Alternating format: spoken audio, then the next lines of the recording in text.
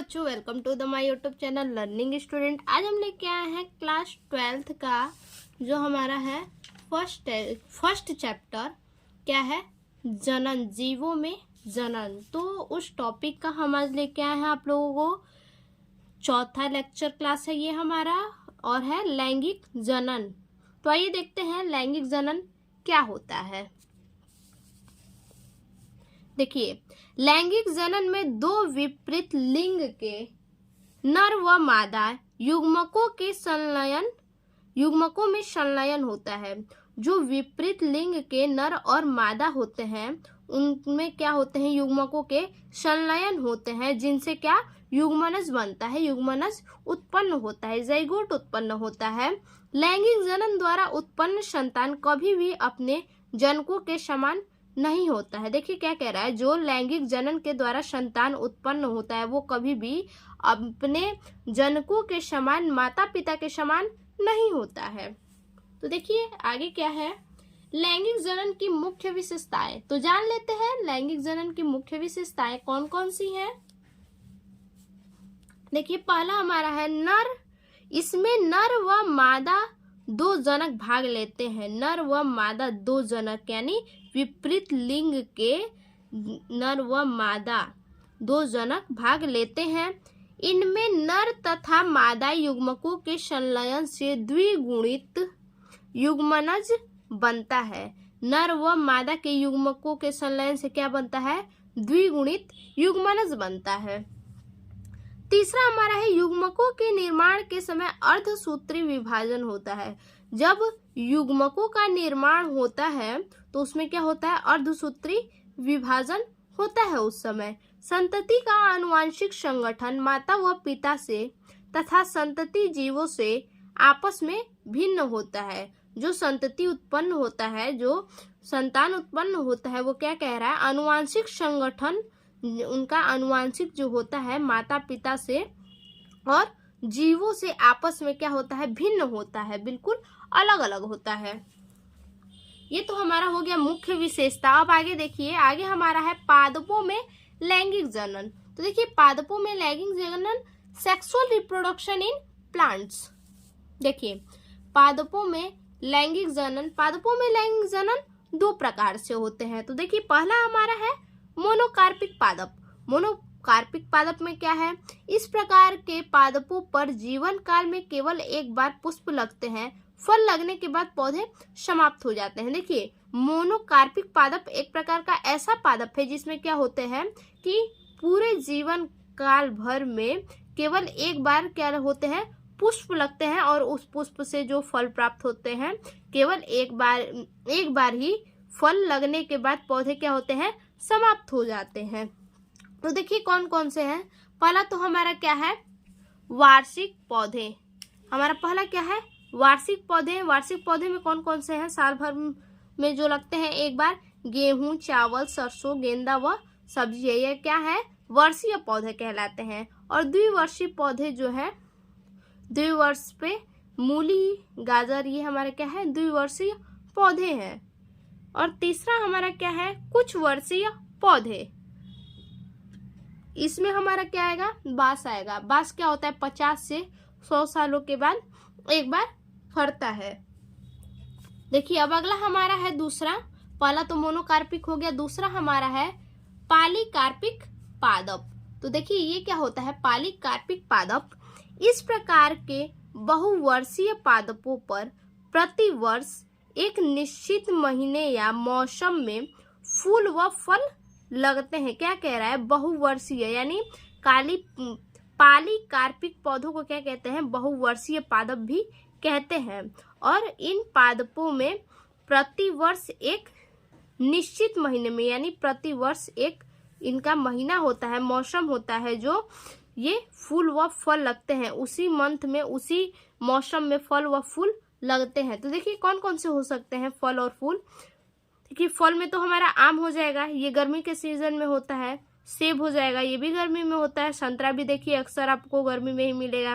अंगूर हो गया, ये भी देखिए, आदि। और पुष्प में हमारा क्या हो जाएगा, गुड़हल। ये क्या है, ये भी मौसम के हिसाब से ही फूलते हैं।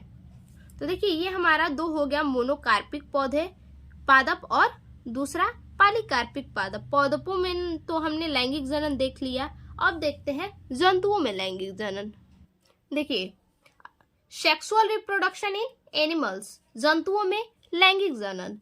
अधिकतर प्राणियों में किशोरावस्था की समाप्ति और जनन व्यवहार से पूर्व कुछ शारीरिक परिवर्तन विकसित होते हैं, जिसके पश्चात प्राणियों में जनन प्रावस्था शुरू हो जाता है। क्या कह रहा है कि देखिए, अधिकतर ज्यादातर प्राणियों में किशोरावस्था समाप्त होने के बाद उसमें क्या होता है, प्रजनन व्यवहार से पूर्व यानी किशोरावस्था समाप्त होने के बाद जो जनन की जो कड़ी होती है उनसे पहले कुछ शारीरिक परिवर्तन विकसित होते हैं, यानी शरीर में क्या होते हैं, जंतुओं के शरीर में कुछ परिवर्तन विकसित होते हैं, जिसके बाद प्राणियों में जनन प्रावस्था शुरू हो जाता है। जैसे मानव में देख लीजिए, उनका मासिक चक्र हो गया।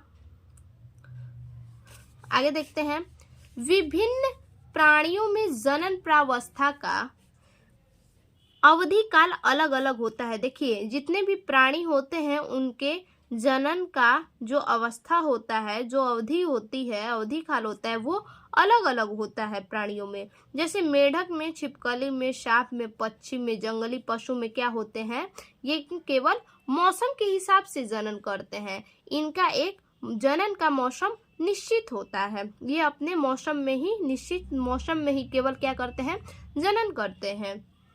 और देखिए, वहीं पे जो है कि मानव है, गाय, भैंस, जीव जंतु, ये सब जो है इनका जो जनन का अवधि होता है ये निश्चित नहीं होता है, किसी भी मंथ में हो सकता है। खासकर मानव में तो 12 मास होता है जनन की अवधि। तो देखिए, अतः इन्हें मौसमी या ऋतुनिष्ठ प्रजनक कहते हैं।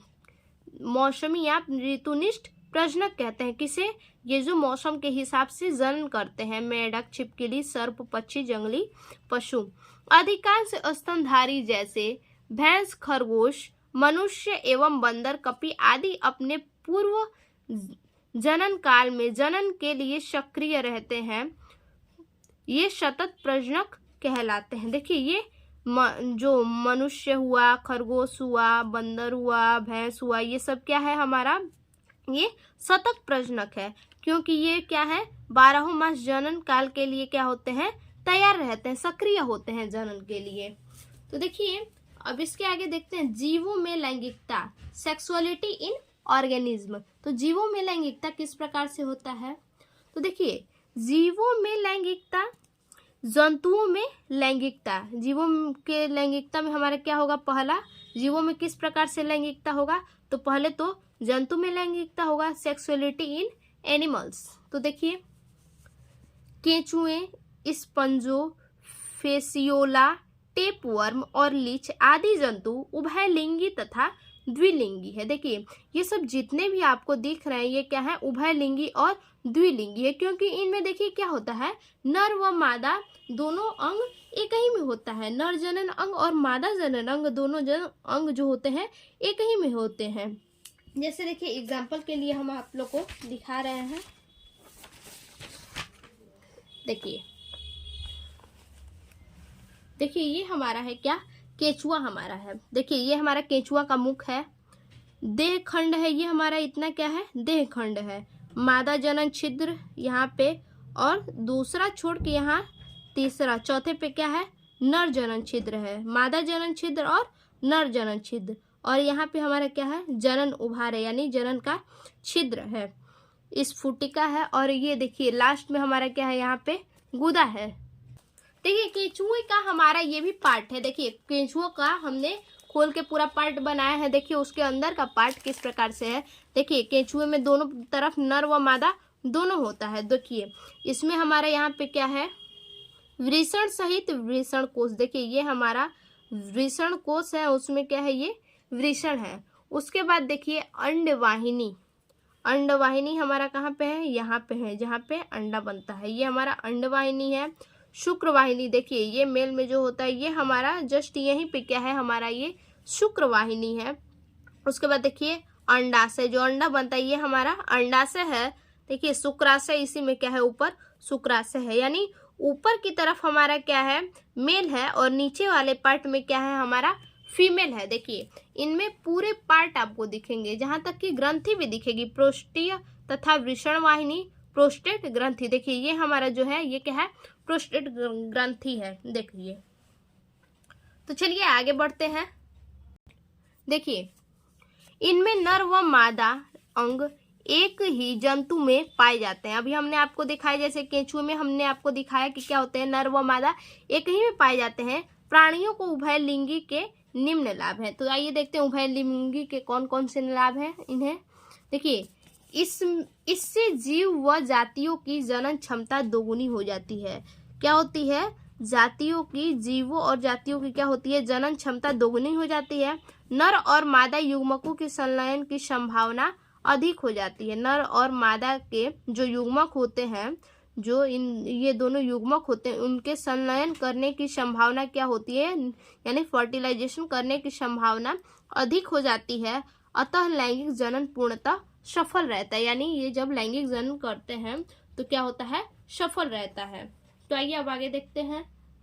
देखिए हमने क्या, जंतुओं में तो लैंगिकता देख लिया, अब क्या देखेंगे, पादपों में लैंगिकता, सेक्सुअलिटी इन प्लांट्स। पुष्पी पौधों में नर अंग पुंकेसर। देखिए पुष्प जो होता है, पुष्पों में जो नर अंग होता है, नर जनन अंग, उसे हम पुंकेसर कहते हैं। और मादा जनन अंग जो होता है उसे हम जायांग कहते हैं।